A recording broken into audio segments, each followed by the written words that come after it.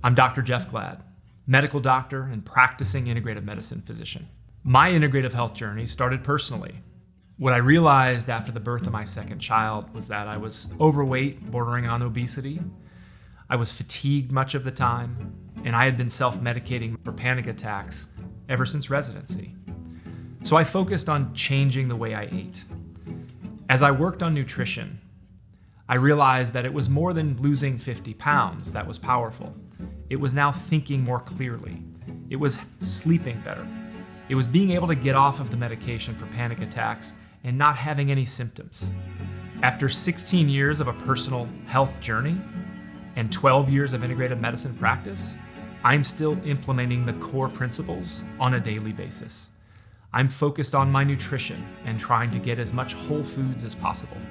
I'm working on my mindfulness on a daily basis, and I'm in the gym or running 5 times a week.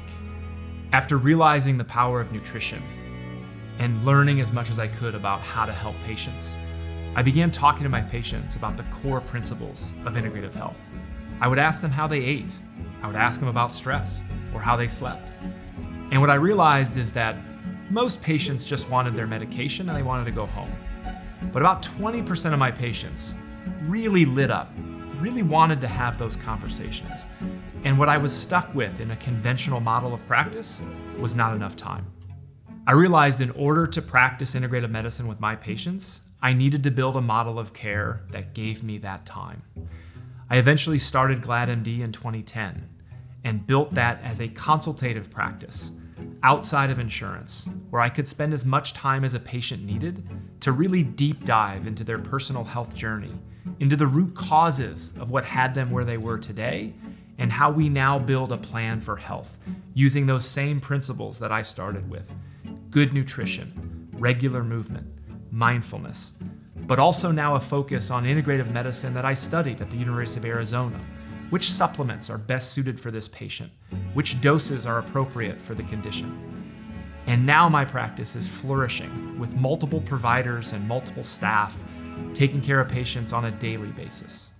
I've been able to bring together my conventional medical education and the journey that I've taken in integrative health.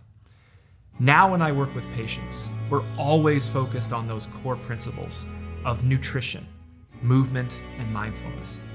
But I'm also able to know when it's time to look into conventional medicine as a supporting pillar, when it's time to refer them to the specialist, when it's time to use prescription medication.